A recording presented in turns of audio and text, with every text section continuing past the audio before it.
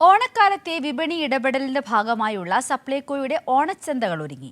സംസ്ഥാനതല ഉദ്ഘാടനം നാളെ തിരുവനന്തപുരത്ത് മുഖ്യമന്ത്രി നിർവഹിക്കും. വൻ വിലക്കുറവിൽ അവശ്യ സാധനങ്ങൾ ലഭ്യമാകുന്നതോടെ കൂടുതൽ ആളുകൾ സപ്ലൈകോയെ ആശ്രയിക്കുന്നതായി ഔട്ട്ലെറ്റുകളുടെ സന്ദർശനത്തിനിടെ മന്ത്രി ജി.ആർ. അനിൽ പറഞ്ഞു.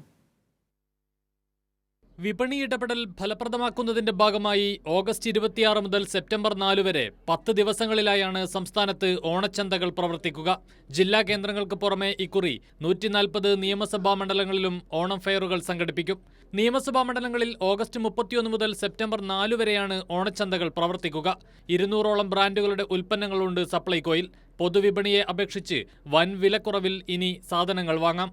എല്ലാ സാധനങ്ങളും ഉണ്ട്, കുഴപ്പമില്ല, വിലയും കുറവാണ്, നല്ല സാധനമാണ്. ഞാൻ വരുമ്പോൾ ഒന്നും കാണുമില്ല, അതുകൊണ്ട് പിന്നെ വരാറില്ല. ഇപ്പോഴെല്ലാ സാധനങ്ങളും വന്നിരിക്കുന്നു. സാധാരണക്കാർക്ക് സപ്ലൈകോ വലിയ സഹായമാണെന്ന് സാധനങ്ങൾ വാങ്ങാനെത്തുന്നവർ തന്നെ സാക്ഷ്യപ്പെടുത്തുന്നു. നല്ല സഹായമുണ്ട്, എല്ലാ സാധനമുണ്ട്. നമ്മളെ പോലുള്ള പാവങ്ങൾക്ക് ചെയ്ത ഏറ്റവും വലിയ ഉപകാരം മന്ത്രി. വെളിച്ചെണ്ണയൊക്കെ സഹായം തന്നെയാണ്. പുറത്തുനിന്ന് വാങ്ങണേക്കാളും വില സഹായമുണ്ട് വെളിച്ചെണ്ണ. പൊതുവിപണിയിൽ 539 രൂപ വിലയുള്ള വെളിച്ചെണ്ണ 457 രൂപയ്ക്കാണ് സപ്ലൈകോ നൽകുന്നത്.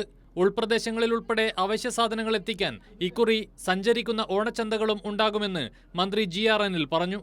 സപ്ലൈകോ ഔട്ട്ലെറ്റുകളില്ലാത്ത പ്രധാന കേന്ദ്രങ്ങളിലെല്ലാം സഞ്ചരിക്കുന്ന ഓണച്ചന്തയിലൂടെ ജനങ്ങൾക്ക് സബ്സിഡി ഉൽപ്പന്നങ്ങൾ വാങ്ങാൻ ഇത്തവണ ഗവൺമെൻറ് അവസരമൊരുക്കിയിരിക്കുകയാണ്. സബ്സിഡി ഉൽപ്പന്നങ്ങൾ വാങ്ങുക എന്ന് പറയുമ്പോൾ സാധാരണ ഒരു മാസത്തിൽ ഒരു തവണയാണ് ആ അവസരം കിട്ടുന്നത്.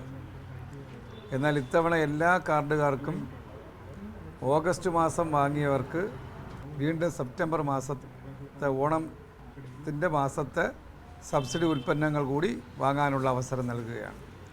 നാളെ മുതൽ 25 രൂപ നിരക്കിൽ 20 കിലോ അരി ലഭ്യമാക്കും. സെപ്റ്റംബറിലെ സബ്സിഡി ഉൽപ്പന്നങ്ങൾ മുൻകൂറായി നാളെ മുതൽ വാങ്ങാനും സാധിക്കും. ഇതിനോടകം തന്നെ സപ്ലൈകോയിലെ വിൽപ്പന സജീവമായിട്ടുണ്ട്. 300 കോടി രൂപയുടെ വിറ്റുവരവാണ് ഈ ഓണക്കാലത്ത് സപ്ലൈകോ പ്രതീക്ഷിക്കുന്നത്. കൈരളി ന്യൂസ്, തിരുവനന്തപുരം.